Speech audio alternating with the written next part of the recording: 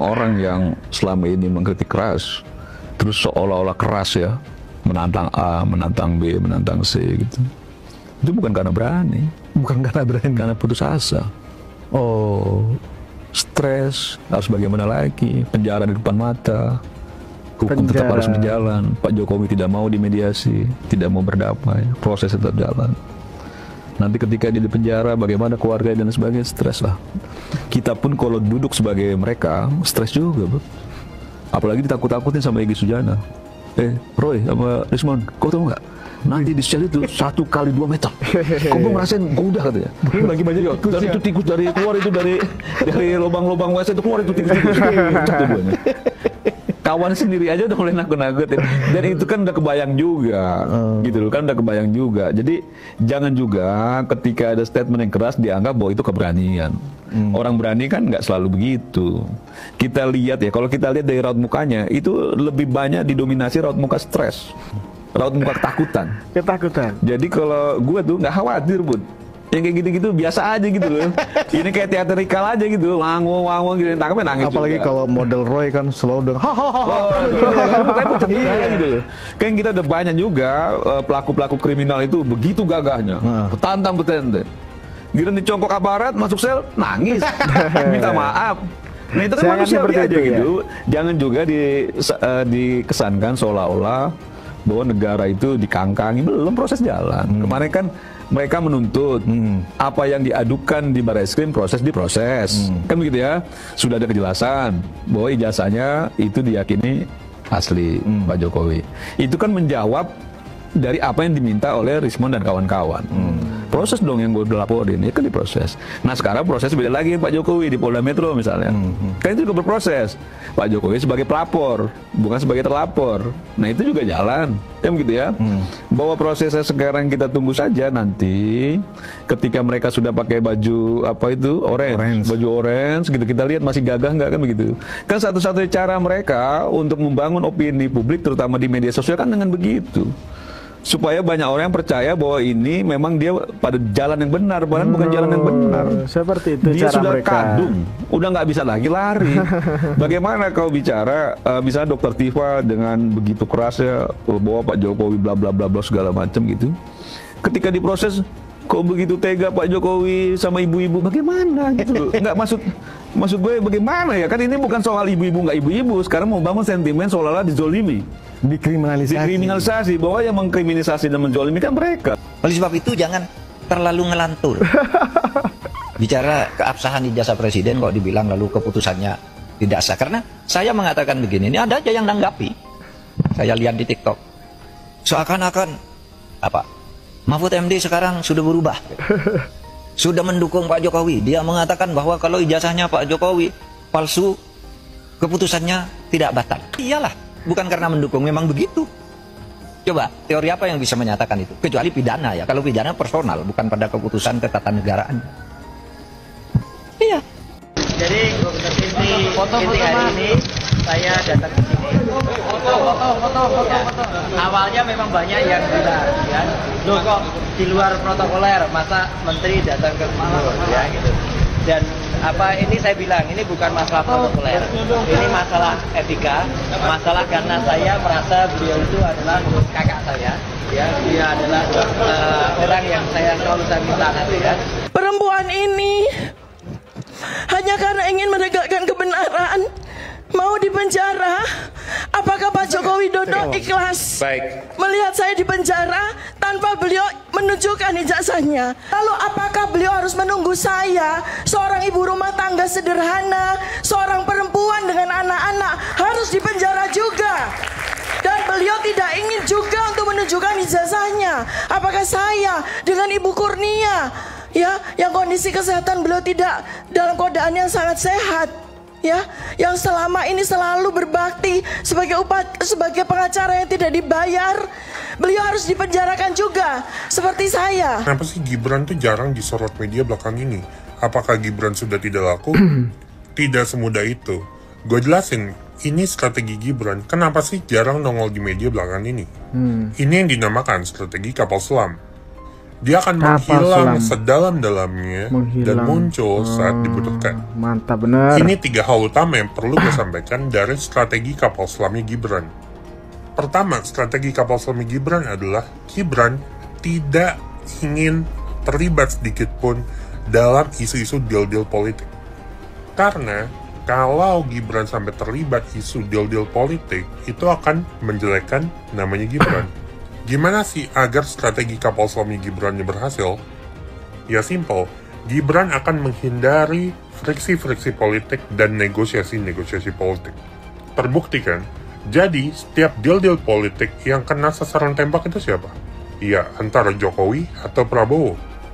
Di sisi lain, Gibran akan muncul ke publik dalam isu-isu yang memiliki dampak langsung kepada publik atau yang menjadi perhatian publik secara langsung. Misal, dalam penanganan isu banjir, Gibran akan muncul. Atau isu sosial, nonton bareng anak yatim, Gibran akan muncul. Dengan strategi kapal selam ini, harapannya elektabilitas Gibran akan naik karena Gibran lebih fokus pada pekerjaannya dan hal-hal yang berdampak langsung kepada masyarakat dibanding hal-hal politis. Dan terus terang, tolong nggak usah lagi saya dicekoki dengan kata-kata Jokowi, karena kami pernawiran sudah sampai pada kesimpulan Jokowi itu adalah musuh bersama. Saya yang khawatir satu, dengan anaknya ditaruh di sana, saya khawatir ada lagi cawe-cawe berikutnya. Ada itu nanti cawe-cawe berikutnya. Saya khawatir kalau terjadi hidden kudeta. Kenapa saya berpikir gitu? Karena tentara tuh selalu berpikir paling jelek yang harus kita hadapi. Maksudnya yang dikudeta Pak Prabowo gitu?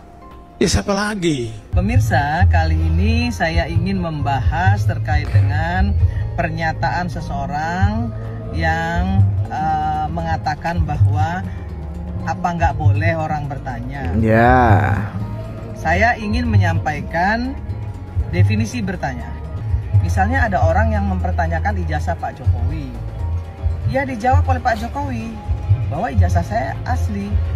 Nah kemudian orang itu nggak puas. Nah kemudian Pak Jokowi bilang, ya kalau nggak puas silahkan tanya UGM. Karena UGM yang mengeluarkan ijazah tersebut. Nah UGM kemudian menjawab bahwa ijazah Pak Jokowi asli. So what? Apalagi gitu.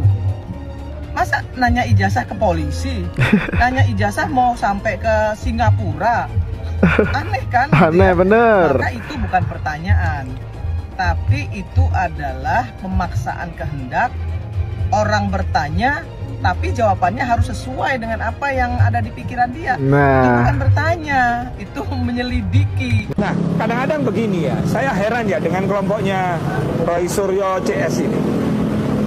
Ketika dia memframing orang, memfitnah orang, menghibah orang, seenaknya sendiri.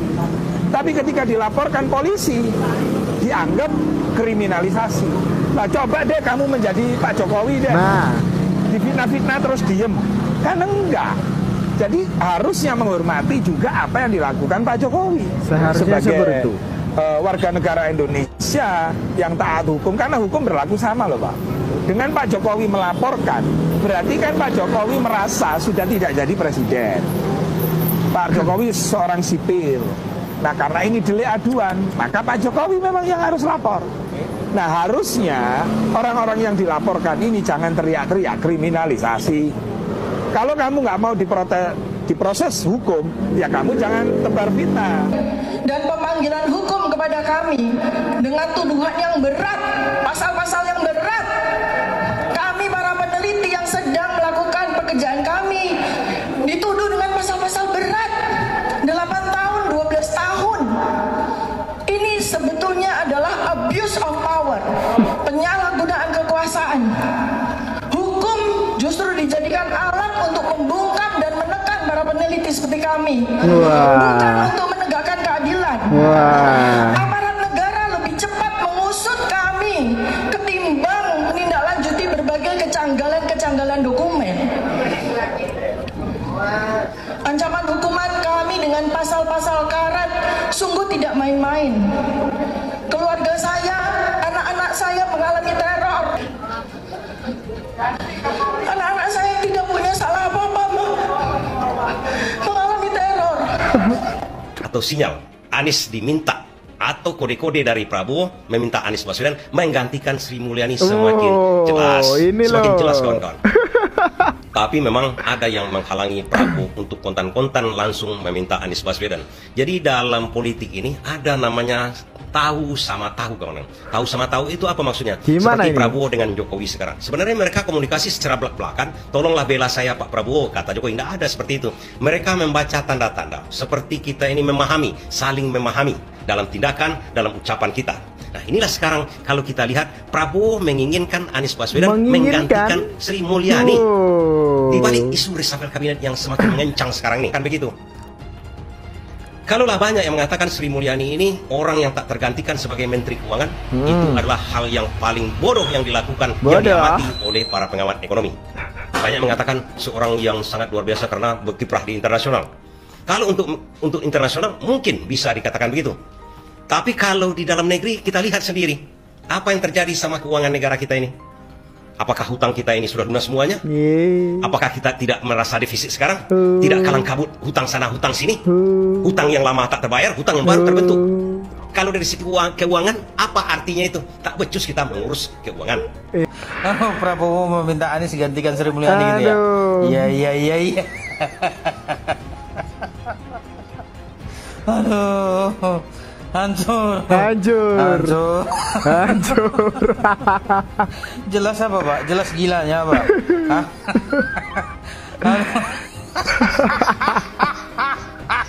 Gila mampus Pak. Hancur.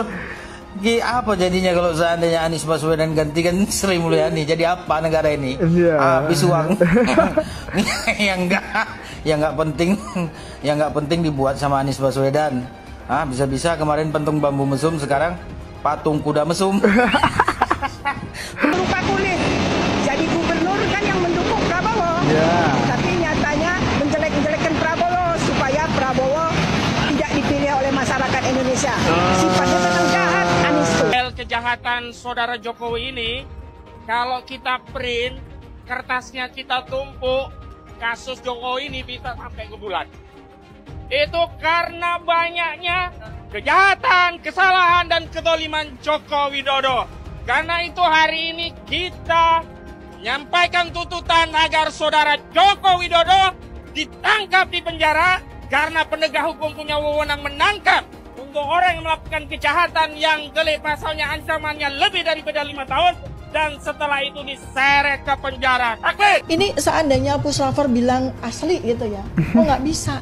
Kita mesti lihat KRS-nya, kita mesti lihat nilai transkripnya, kita mesti lihat daftar tugas-tugas dia selama 5 tahun dia klaim kuliah, gitu.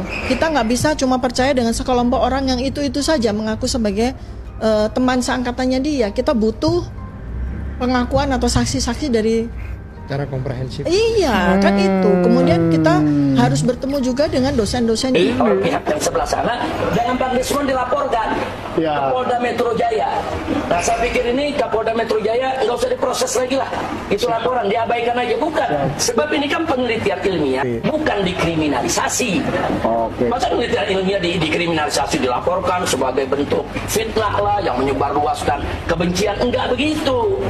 Nah, jadi sekali lagi bahwa Bang Desmond dan kawan-kawan sudah betul itu jalan, teruskan. Kalau hasil kalian, ya, ini saya ingatkan kepada laboratorium forensik Bareskrim, ya, kalau kalian merasa bahwa hasil kalian itu reliable dan otentik, maka harus siap kita sama-sama bersepakat untuk menentukan laboratorium yang independen di luar negeri. Kami, Dr. Roy Suryo, Dr. Rismon Hasio Lansianima, Rizal Padilla Esa, Dr. Kifauziah Diasuma, Kurnia Tri Royani, dan Profesor Egy Sujana SHMSI dilaporkan oleh saudara Joko Widodo ke Polda Metro Jaya tanggal 30 April 2025. Bareskrim tiba-tiba bergerak cepat memproses aduan masyarakat tentang ijazah palsu Jokowi dan menyebut sudah 90% melakukan penyelidikan yang akan dituntaskan melalui tes laboratorium forensik terhadap ijazah Jokowi. Berkenaan dengan hal itu, tim advokasi anti kriminalisasi akademisi dan aktivis menyatakan sikap. Pertama, kami menolak hasil tes laboratorium forensik secara sepihak oleh Barreskrim Polri karena proses yang sepihak ini sangat muatan politik, tidak egaliter, tidak transparan, tidak kredibel dan tidak akuntabel. Karena proses sepihak ini tidak dapat dipahami sebagai proses penegakan hukum, melainkan memiliki tendensi politik untuk menyelamatkan Jokowi melalui sebuah proses yang ujungnya patut diduga ijazah Jokowi akan dinyatakan asli. Diduga kuat hasil tes ijazah Jokowi akan dinyatakan identik atau asli. Laporan TPU akan di Barreskrim Polri dihentikan karena tidak cukup bukti, dan proses kriminalisasi terhadap klien kami akan masih dilanjutkan dengan dalih telah ada hasil tes laboratorium forensik terhadap ijazah Jokowi. Keempat, kami hanya akan mempercayai dan menerima hasil uji laboratorium forensik terhadap ijazah Jokowi sepanjang proses tersebut melibatkan berbagai stakeholders, terlapor di Polda, akademisi, lembaga kredibel, ahli dari internasional, hingga perwakilan DPR. Kami ingin mengatakan bahwa sudah waktunya polisi berbenah diri untuk tidak serampangan menerima segala bentuk pelaporan-pelaporan yang sesungguhnya pelapor tersebut tidak lebih daripada orang-orang yang disewa untuk melaksanakan sesuatu yang disebut dengan nabok nyilih tangan. Meskipun akhirnya keluar juga Bapak Joko Widodo untuk menyampaikan laporan sendiri. Saya ingin mengatakan, jangan pernah coba-coba untuk berusaha untuk menyelundupkan hukum hanya demi mengikuti hasrat, syahwat, serta kekuasaan yang dimiliki oleh mantan presiden 2 periode, yaitu Joko Widodo. Pada saat menjadi presiden, Anda menyusahkan rakyat, dan setelah Anda menjadi rakyat, Anda menyusahkan presiden dan rakyat. Marilah kita bangsa ini kapok untuk senantiasa merusak hukum. Dari tim advokasi anti ijazah bodong, selamatkan legasi sejarah bangsa Indonesia, kami ingin memulai Indonesia yang bersih. Jokowi ini bukan hanya harus diadili tapi harus dipenjara dan diasingkan. UGM sudah 2 kali tidak datang menghadiri di PN, di sidang mediasi Pengadilan Negeri Solo atau Surakarta, Mas? Solo. Ya, Pengadilan Negeri Solo.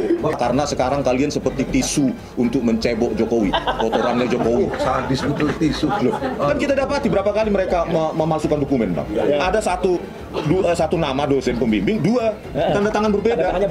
Nanti yang tersisa percaya Pak Joko Widodo tinggal bazirnya. Palsu itu. Sampai hari ini kan ada orang-orang yang masih bersikukuh bahwa Pak Jokowi itu nggak pernah sekolah di Gajah Mada dan ijazahnya palsu gitu, dan selalu dicari alasan-alasan untuk mengatakan bahwa ini ijazah palsu, walaupun Gajah Mada udah mengatakan ini asli. Teman-temannya juga sudah mengatakan ya memang ini teman kuliah kami gitu. Kalau buat saya agak nggak masuk akal ya, orang kuliah di Gajah Mada lalu kemudian dia bisa dikatakan, lalu kemudian itu abal-abal atau palsu, dia nggak pernah kuliah di Gajah Mada. Emang kampusnya kampus mak jelas itu kan? Ini Gajah Mada, bos. Tergiu kagak mah juga kan? Saya sebagai alumni Gajah Mada saya tersinggung. Anda tidak percaya ijazah yang dikeluarkan oleh Gajah Mada, sama Anda mempertanyakan institusi Gajah Mada. Pak Jokowi itu mau tertib berpikir aja. Apa dasar legitimasinya Anda untuk minta-minta tunjukkan ijazah saya? Emang itu pengadilan. Emang kurang apa tuh? Anda udah datang ke Gajah Mada. Anda sudah mendapatkan cerita dari teman-teman saya kuliah gitu.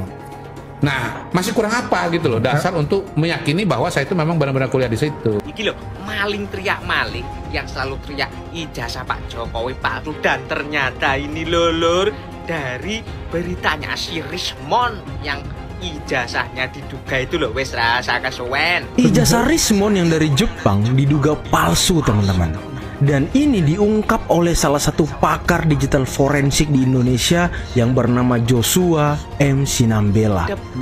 Yang ngaku-ngaku intelektual itu pasti bukan intelektual. Yang ngaku-ngaku profesor itu pasti bukan profesor. Yang ngaku-ngaku pakar itu apalagi? Mereka hanya kadal burik yang dikit lagi akan membusuk di buih. Masih tidak perlu menjadi pendukung Pak Jokowi pun melihat kondisi sekarang terhadap kasus ijazah palsu itu, kita aja udah bisa kok pakai nalar paling rendah sekalipun ya. Ini kelompok yang mengatasnamakan konon katanya pembela ulama. Ketika Pak Jokowi bereaksi, apa yang terjadi? Ada satu orang bilang punya imunitas hukum karena praktisi hukum. Ada yang melintir karena bilang itu adalah penelitian ilmiah. Ada yang minta bantuan ulama. Ada yang nggak tahu kemana itu sekarang perginya. Padahal kalau sudah menghujat, menghina, merendahkan, udah kayak nggak ada apa ya, manusia udah nggak ada nilainya. Nggak perlu jadi projo, nggak perlu jadi pendukung Pak Jokowi abis. Dalam kondisi kayak gini sekalipun, kita akan bilang hukum orang-orang yang telah berbuat gaduh. Yosua Sinambela bukan orang yang pertama dalam rangka curiga pada Rismon Sianiban. Ia menurut saya adalah salah satu orang yang berhasil mengungkap dengan data-data saintifik. Tetapi kalau kita cermat dan penuh dengan daya kritis, maka Rismon yang terus ngotot mengatakan bahwa ijazah Jokowi, skripsi Jokowi itu palsu, itu sebetulnya sudah memiliki celah-celah lubang-lubang kelemahannya. Apa itu? Yaitu ketika ia membangun konstruksi berpikir dan membangun konstruksi kebenaran, itu dipenuhi dengan emosi, dengan makian-makian dan fitnah serta kebencian. Itulah yang saya katakan bahwa Yosua Sinambela itu hanya memberikan afirmasi kepada kita bahwa apa yang selama ini kita anggap sebagai pejuang kebenaran ternyata seorang pembohong besar. Nah, ada satu postingan dari Joshua Sinambela di salah satu blog dia, josh.rootbrain.com. Dia itu adalah digital forensic investigator. Nah, saya juga sependapat dengan apa yang disampaikan dia dan kurang lebih sama. Ya. Jadi si ahli, dia menyebut nama itu ya, si ahli menyatakan bahwasannya ijazah Jokowi adalah palsu karena membandingkan dan menyimpulkan font yang ditemukan di foto ijazah dan skripsi menggunakan font Times New Roman yang diketahui si ahli ada di OS Windows. Jadi si ahli nggak sadar sejak lama dunia percetakan sudah pakai font Times New Roman. Jadi menurut Joshua Sinambela, ahli digital forensic investigator, dia UGM juga bang. Menyimpulkan hal sama, template cover itu Times New Roman itu sudah ada. Assalamualaikum Bapak Roy Suryo dan kawan-kawan. Nah ini. Gimana jantung? Jantung aman, Jantung aman. Tidur nyenyak, tidur. Kok sibuk banget sih keliling TV, podcast, klarifikasi, nyari kambing hitam. Merasa diintimidasi, ini pembungkaman. Ini kan yang kalian mau. Kan kalian pengen banget itu Jokowi diadili. Udah paling bener kan? Ini pembuktian ijazahnya asli atau palsu melalui jalur hukum. Jadi mendingan ya persiapkan diri. Untuk sekarang ini ya, orang-orang seperti Roy Suryo, Rismon, Dr. Tifa, kemudian Egy Durdiana, Kurnia, itu sekarang sibuk mengklarifikasi. Sibuk mengklarifikasi bahwa mereka itu satu tidak menuduh. Kemudian ingin mengkambing hitamkan orang. Kalau sekarang kan sudah pada kelimpungan kan. Kalau kemarin itu teriak-teriak gantung Jokowi. Bawa seret ke pengadilan, ijazah palsu, membohongi masyarakat 10 tahun. Kalau sekarang sudah dilaporin, gimana lo? Kalau tempo hari itu Pak Jokowi tidak menanggapi hal yang remeh-temeh kayak gini karena ia adalah seorang kepala negara yang urusannya sangat banyak dan malu juga kalau urusin yang kayak gini. Nah sekarang dia ini menjadi rakyat biasa. Menjadi rakyat Jadi biasa. harkat dan martabatnya diserang. Ya dia melakukan langkah hukum seperti masyarakat umum biasanya. Nah disinilah salahnya prediksi si Roy Suryo, si Panci dan Rismon. Nih kasihan si Rismon ini, track recordnya bagus, malah sekarang jadi Jeblek. Palsu. Ini saya kasih saran yang terbaik. Sebentar lagi Anda, saya yakin, seyakin-yakinnya Anda pasti akan dipidana. Mantap bener. Menurut saya Anda saat ini ngumpul dengan keluarga, anak, cucu di rumah aja, makan yang enak-enak. Karena sebentar lagi Anda pasti masuk bui. Ada yang punya keyakinan katanya 1.000.000% ijazah Bapak Jokowi palsu. Saya punya keyakinan juga karena saya orang waras. 1.000.000.000% Anda akan masuk bui. Jadi prosesnya jangan dibalik, proses pembuktian belum, tentu udah pencemaran nama baik. Nah jadi kita minta Bareskrim kerja, Polda Metro Jaya tolong Kapoldanya abaikan saja laporan Pak Jokowi karena bukan barang tempatnya. Toh nanti bisa dibuktikan ini pencemaran atau bukan pencemaran, terbukti pada saat pembuktian ijazah itu palsu atau asli. Tapi problem seriusnya, saya bertanya kepada Prabowo Subianto yang terhormat, sahabat saya bos dia. Saya 2 kali lawyer dia, 2014, 2019, bahkan saya dipenjara gara-gara bela Prabowo. Yang lepasin saya Dasko tuh. Lu dari sini aja udah bisa nilai. Apalagi kalau kita melihat kemarin-kemarin ya, banyak sekali statementnya. Abraham Samad ngomong ke media, Jokowi cabut aja laporannya gitu. Terus kemarin ada yang lagi yang ngomong kepada Presiden Prabowo, ini kan anak bangsa dipecah belah, gak boleh diadu domba, gak boleh seperti itu ya. Mereka yang ngomong, sekarang datang ke DPD bilangnya apa? Ikut mengawal, ikut mengawal. Lulu pada yang mempertanyakan. Gue kesal sebenarnya ya. Lulu pada yang kemarin teriak dengan lantang di media-media yang lu punya mempertanyakan ijazah. Sekarang Jokowi melaporkan, kenapa lu pada takut? Katanya lu punya bukti. Katanya lu paling benar. Kenapa sekarang kok pada melempem? Gak ada kelihatan garangnya. Kemana nih garangnya? Kemarin pada garang bener, sekarang pada minta ini, minta itu. Ijazah itu kan dinilai mengkriminalisasi pengamat tersebut. Menghina saya sehina-hinanya, sudah menuduh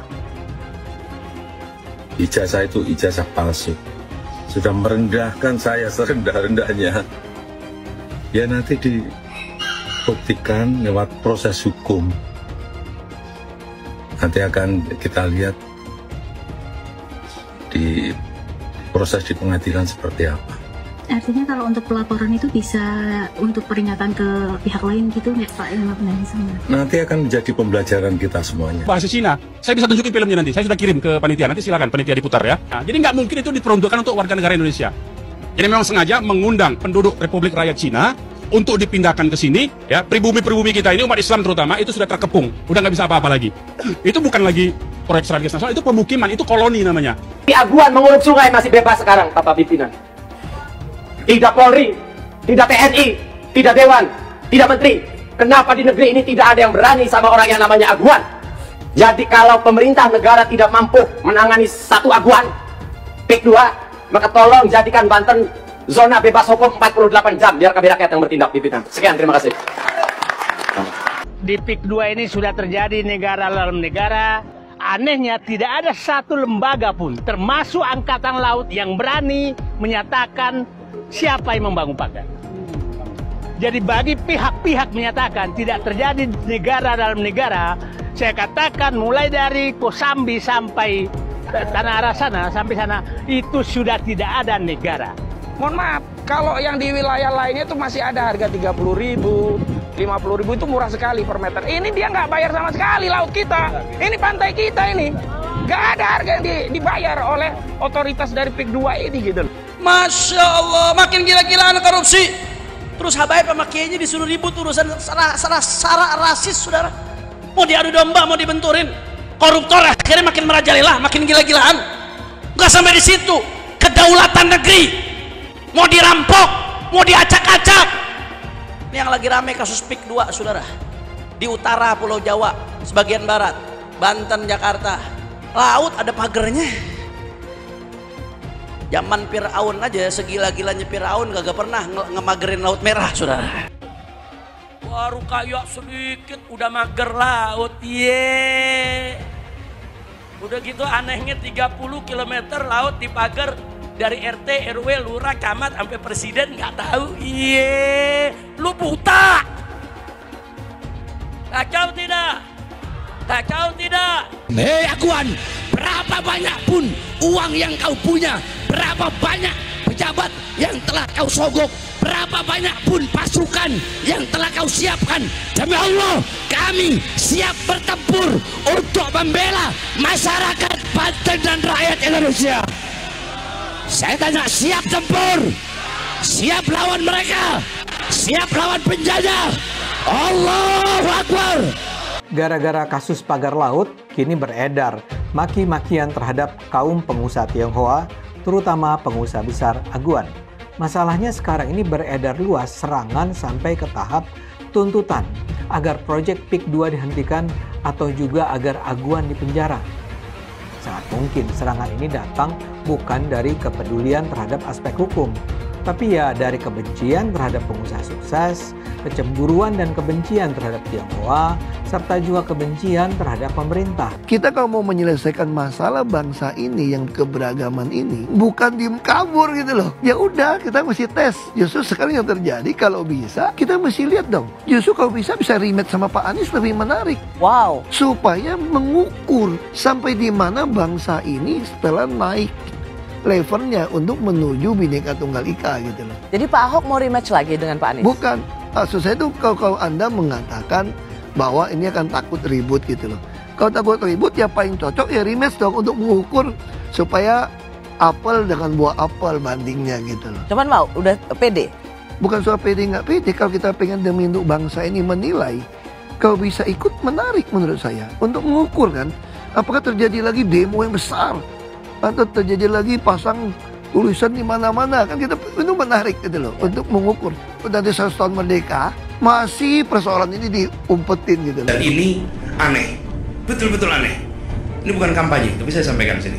Di satu sisi menyiapkan jalur-jalur air untuk dikirim ke laut, di sisi lain di lautnya dipasang dengan pulau reklamasi, tinggal tunggu waktu jadi rob air balik.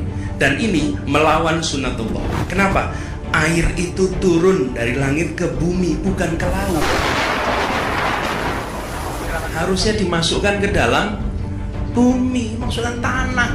Di seluruh dunia air jatuh itu dimasukkan ke tanah. Bukan dialirkan pakai gorong-gorong raksasa ke laut. Jakarta telah mengambil keputusan yang fatal.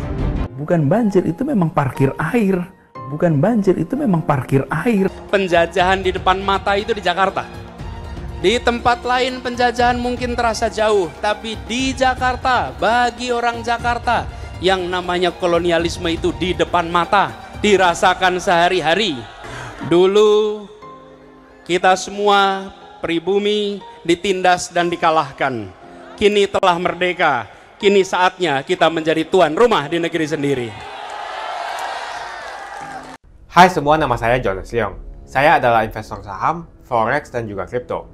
Channel ini banyak membahas tentang berita terkini, edukasi finansial, investasi, dan lainnya. Jangan lupa subscribe channel ini kalau kamu suka dengan konten yang serupa. Follow juga sosial media lainnya yang saya taruh link di kolom deskripsi. Di sana kalian bisa dapatkan konten yang berbeda. Saya juga punya Telegram channel yang isinya berfokus kepada trading dan juga investasi. Itu Telegramnya gratis. Oke, kita lanjut ke videonya. Sebagian besar penonton di video ini setelah menonton video di awal mungkin bertanya, apakah kejadian seperti krisis 98 akan kembali terulang? Belum lagi keadaan global yang tidak menentu. Lalu apa yang bisa kita lakukan untuk selamat dari krisis yang mungkin akan datang dalam waktu dekat? Jawabannya adalah investasi. Kebanyakan dari kalian yang lagi nonton, kalau investasi pikirannya pasti hanya di properti. Tapi ketika terjadi krisis seperti 98, apa yang terjadi dengan rupiah ketika hyperinflasi? Dan juga apa yang terjadi dengan harga properti? Harga dolar naik dari Rp2.500 terbang ke Rp15.000. Otomatis, utang yang harus kita bayarkan naik 6 kali lipat. Banyak sekali bisnis yang bangkrut. Kebakaran terjadi di mana-mana. Rumah pun bagaikan tidak ada harganya. Mau dijual pun tidak ada yang mau beli. Saya tidak mengatakan ini akan terjadi lagi. Tapi kemungkinan terjadi seperti Mei 98 tetaplah ada. Negara gede seperti Argentina, Venezuela, dan Turki baru-baru ini mengalami hyperinflasi. Apalagi setiap hari kita ketemu ada saja konten yang berbau sara ke orang Tionghoa yang ada di Indonesia. Entah itu di Instagram ataupun di YouTube atau sosial media lainnya. Kita bisa melihat di tahun 2017 di saat Pilgub Jakarta hampir terjadi kerusuhan seperti 98 karena Ahok dituduh menodai agama. Ahok pun harus dipenjara untuk menenangkan masyarakat yang dengan gampangnya dihasut untuk membenci Tionghoa dan tidak memilih pemimpin yang beda agama.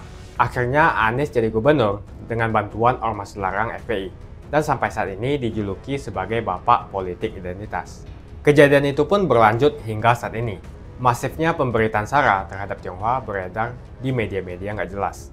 Penonton setiap hari dihasut untuk menggulingkan pemerintahan karena tuduhan Indonesia dikuasai oleh Taipan atau Sembilan Naga, yang ujung-ujungnya menyalahkan Tionghoa lagi. Kita bisa lihat dari kejadian di PIK 2, di mana ormas larang seperti FPI dan HTI terus-menerus menghasut masyarakat untuk membenci Tionghoa. Saya tidak bisa membayangkan jika kejadian seperti Mei 98 terulang kembali. Setiap musibah yang selalu disalahkan adalah keturunan Tionghoa. Setidaknya di video ini, saya akan membagikan strategi saya yang udah saya terapin jika kejadian seperti 98 terulang kembali. Tujuan dari strategi ini supaya kita setidaknya bisa selamat dari masalah finansial ketika musibah ini terjadi. Strateginya adalah investasi di aset yang berbeda-beda, bukan di satu jenis aset saja, misalnya hanya di properti. Kalian bisa mulai belajar berinvestasi di aset yang berbeda seperti Bitcoin, emas, dolar, bahkan saham global atau saham Amerika. Ini adalah cara yang bagus untuk mengurangi risiko tergantung kepada satu jenis aset saja. Bukan gak nasionalis kalau kita mau invest di aset-aset yang saya sebutkan tadi, tapi memang peluang yang kita dapatkan dan potensinya memang jauh lebih bagus daripada beli properti apalagi deposito. Pertama, pelajari jenis aset seperti emas. Setidaknya kita bisa terlindung dari efek hyperinflasi jika terjadi lagi. Selain itu, kalian juga harus belajar bagaimana mendapatkan penghasilan dari emas. Kedua adalah belajar investasi di aset global, seperti saham Amerika atau saham global. Ketika terjadi krisis, yang paling berdampak adalah saham-saham Indonesia, karena semua utang perusahaan dalam bentuk dolar terkena dampak. Deposito, reksadana, bahkan properti terkena imbasnya. Ketiga adalah belajar mengenal berinvestasi di Bitcoin. Alasan kenapa saya suka banget dengan kripto, karena saya bisa pergi ke negara apapun di dunia ini, misalnya di Singapura, dan saya tinggal jual saja kripto di negara itu. Saya menganggap Bitcoin itu sebagai aset properti digital, yang bisa saya bawa kemanapun dan jual kapanpun saja secara instan. Kalau saya butuh uang, detik ini pun bisa saya jual, dan tidak perlu menunggu berbulan-bulan. Itulah strategi saya jika kejadian 98 terulang kembali, untuk selamat dari masalah finansial. Kamu bisa cek link di kolom deskripsi untuk mulai investasi. Dan saya juga sudah sediakan video playlist supaya membantu kalian paham tentang investasi. Semoga video kali ini membantu kalian untuk selamat dari masalah finansial ketika musibah ini terjadi. Semoga Indonesia selalu damai dan sampai jumpa di video selanjutnya.